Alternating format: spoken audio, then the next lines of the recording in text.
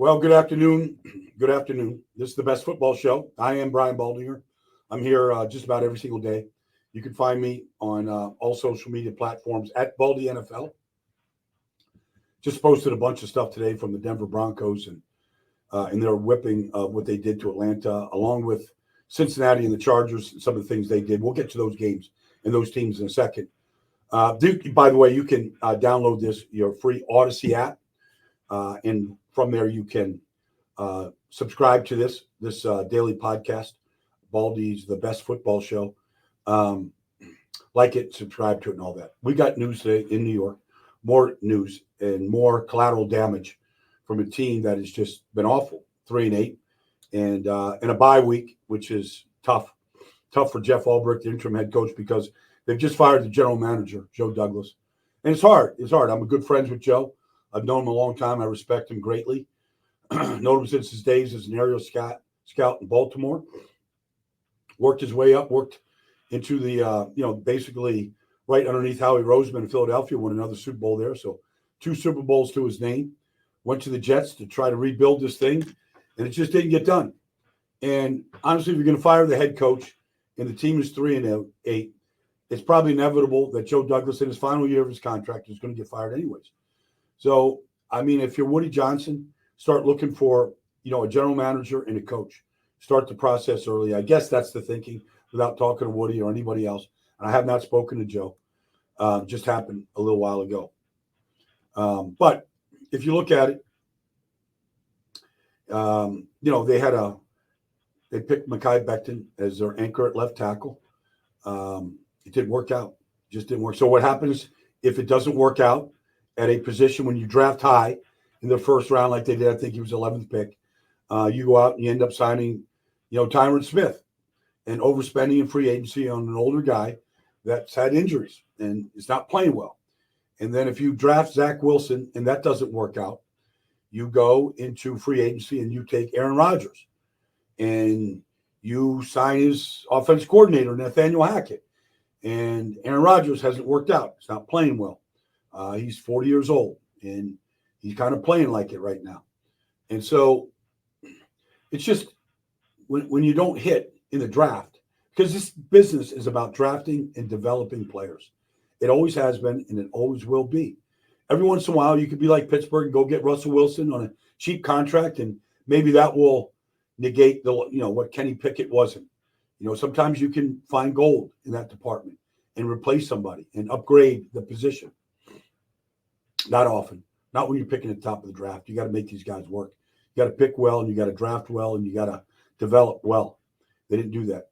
And so here they are right now. I mean, they had a draft a couple of years ago where they had Garrett Wilson and Breece Hall and Jermaine Johnson and Joe Struck Gold. Those are all good players. Jermaine Johnson, unfortunately, tore his Achilles this year, but they're both very good players. Probably Garrett and Breece are the 2 best offensive players. Sauce Gardner was drafted. I mean, he's not playing well right now. Confidence is not there. They got to make a decision on Sauce. A big contract for a guy that doesn't intercept passes and is getting beat right now. So I don't know. I don't know what to say. That's for the new general manager. But that's what's happened today in New York. It's just collateral damage. They're going to play out the string. They've got 6 games left to play. If I was Jeff Ulbrich, I'd try to win every game because I think winning matters. You can't predict the draft. Okay, well, if we get a higher draft pick, we're going to get a better player. It just doesn't always work like that. Bo Nix what quarterback was he taking? He looks very good right now to me. He was the 5th quarterback taken. He looks pretty good. So you can't predict this stuff. Let's go to Dallas because we watched them last night just get run out of their own gym again at home. And if you look at the roster, look, I was outspoken during free agency, the draft, that they did not upgrade the roster, especially when the Eagles went and got Saquon, went out and got Zach Bond, drafted really well, at the top of the draft. They upgraded the talent on their team. They went and signed Mekhi Becton, who's playing really well at right guard. They upgraded the roster in a lot of different places. And Dallas didn't do anything. They signed a long snapper, and eventually they signed Eric Hendricks. But if you look at the team right now, they're 31st in rushing. They went out and re-signed, brought back Zeke Elliott and Dalvin Cook. Like, they've had their day. Both those players had their day in this league. But at that position, you got to get fresh. You got to get young. I mean, this is a franchise now. I play with Tony Dorsett. I watched Emmitt Smith win 3 Super Bowls. I've seen Zeke Elliott, at the very beginning of his career and see what he did. They've always had a star running back. They don't have that right now. Then you look at the rush defense. I mean, they give up a 45-yard touchdown run, on the 6th play of the game, to Joe Mixon last night. They can't stop the big runs. They're 31st in rush defense right now. They're just not good enough. Not good enough the linebacker position. They're not good enough up front. They've given up 18 rushing touchdowns. I think I got that right. 18 rushing touchdowns. It's insane. Like, there's anybody giving up more rushing touchdowns than the Dallas Cowboys? Like, that's not who the Cowboys are. They've given up 18 rushing touchdowns. I don't know if that's worse than the league, but maybe Carolina is giving up more. It's terrible. And then they're 31st in points. That's with Dak. That's with CD. That's with, rookie linemen taken in the 1st and 2nd round. They're just not a good roster. This is the team that won 12 games 3 years in a row. I mean, completely petered out in the playoffs. Some agonizing defeats where they got whipped pretty good. But, they were good enough to win 12 games 3 years in a row. Well, they're 3-7 right now. They're not 3-8. I mean, they're just a bad team. And I don't know what Jerry's doing, because he had chances here to upgrade the roster. They didn't do it. Whether they're not good enough, in the cap department like the Eagles are, like the 49ers are, to keep your roster viable and to keep them basically competitive. They didn't do that. Let's go to Houston, who won handily last night. You can see the difference that Nico Collins makes, Joe Mixon makes. I mean, for a long stretch of this season, they played without either Nico or without Joe Mixon. Now, they're still a heavily penalized team, and it's a problem. But I think they're going to win that division. And I think they still haven't yet really played with, and they haven't played at all, with Danielle Hunter, Danico Autry, and Will Anderson. You saw what Danielle Hunter did last night, a couple of sacks, just some plays behind the line of scrimmage. Danico Autry got banged up, but he was back in the lineup. He's an excellent pass rusher and player.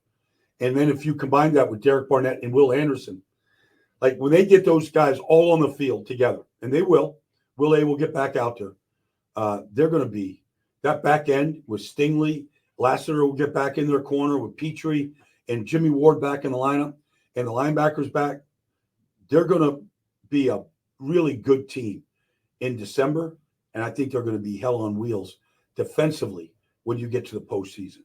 So, while Houston hasn't played great, and offensively they've struggled at times and they commit too many penalties, this is a team that's going to be an elite roster when they get everybody back. Azeez Al-Shire has missed a lot of times.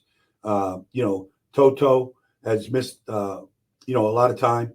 They get back healthy, they're going to be very good and very tough to stop.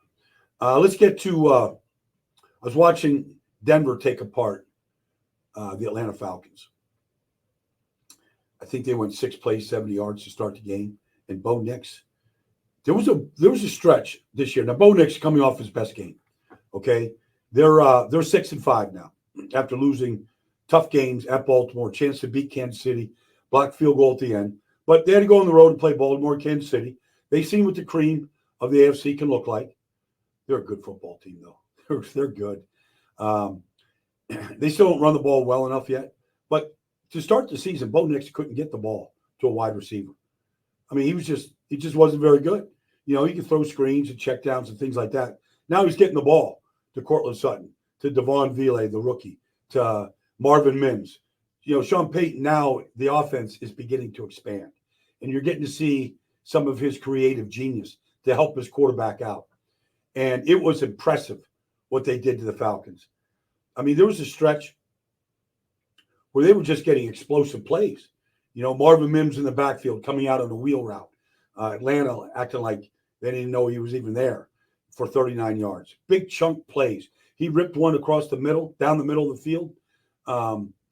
It's just a beautiful throw, right into the guts of the Falcons defense. Beat Justin Simmons, by just that much to a great throw over the middle for a big chunk.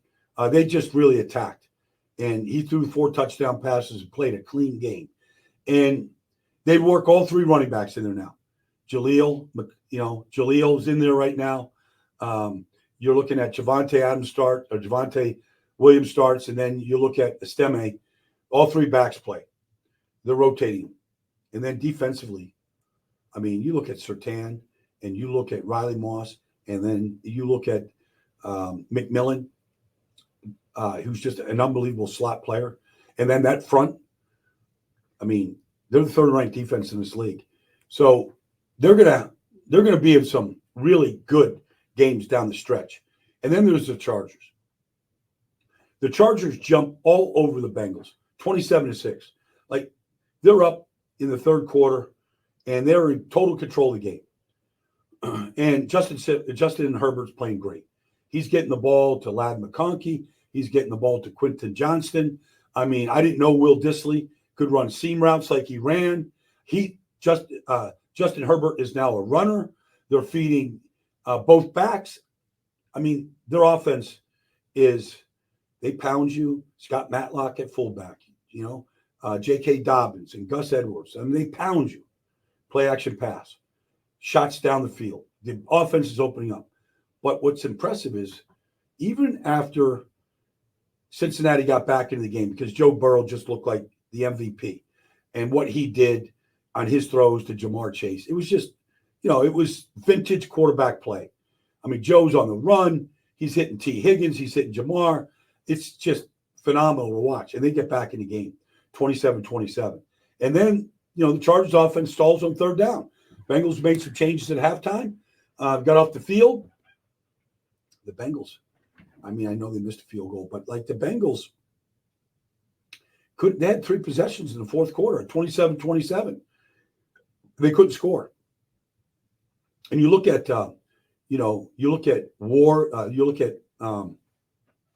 their defensive backs. They got 2 rookie defensive backs out there, all right, in addition to Christian Fuller. And you look at the guys, Cam Hart and Tarheeb Still. Tarheeb is their slot defender. Cam Hart starting on the outside. And you watch the 3 of them defend the ball against elite receivers. They played great. They played without Khalil Mack. Bosa stepped up. Tui Pelotu, Tyir Tart. Their front is playing really good. You look at Diane Henley. Guy leads the team in tackles by probably 35, 40 tackles. He's everywhere. But the game comes down to basically a Hail Mary throw. And Joe Burrow lets it fly. And, the Chargers, they blitzed them. So they rushed 5. They got pressure on Burrow. And the Bengals sent 4 receivers down the field. And Joe Burrow throws an absolutely perfect ball to T. Higgins at the goal line. And here comes Derwin James in perfect position to knock T. Higgins down and knock the ball out. They played the Hail Mary pass absolutely perfect. That's coaching. The Bears had a chance to win the game a month ago against Washington. They couldn't have played it worse. They got beat on a Hail Mary. Well, that wasn't going to happen to the Chargers. So what I see from the Chargers is a quarterback that's not turning it over. He's got 1 interception all year, but still being aggressive. A quarterback that's running the ball now the way he always could going back to his Oregon days. Now he's a part of the run game. A team that has always, in recent years, tackled poorly and broken down in coverage. Well, they don't do that now. They're well coached, and they tackle well. And so even the best shot that Joe Burrow gave them, they were able to recover and win that game. And I'm telling you, this team is going to be dangerous. They're going to make the postseason. They're going to get to January football. And what Harbaugh has done to this team can't be stated enough. For my money, he's the coach of the year right now. It's 11 weeks. We got a lot of football to be played. But this is a well-coached team. The players respond to him. They're a tougher team. They know who they are. Their identity is being built with conviction week in, week out. They're now on a 4-game win streak right now. I hope I said that right. I hope it's 4 games. I believe it is, but I'll just double check. I don't want to say anything wrong right here. But this is a very, very good football team. And yes, they have won 4 in a row. They won 5 out of 6. Cincinnati scored the most points of any team against them in their 10 games this year. They put up 27. And that's Joe Burrow. They play, it's the Harbaugh Bowl this weekend. It's going to be fun. We'll see. We'll see what happens. But anyways, that's been the best football show. There's so much good stuff going on in this league right now. Like, I love what Bo Nix is doing. I love what the Chargers are doing. I love the way this Houston defensive line and defense is going to come together. The Jets, they've got their issues. And we will address that further as we get into week 12 here. You start looking ahead. They've got a bye week this week, so we'll talk about that more as we go along. But that's been it for this football show, the best football show. I'll be joining you tomorrow, kind of looking into week 12 games and some more from the film study as I start gathering more information. I'll let you know tomorrow. Thanks for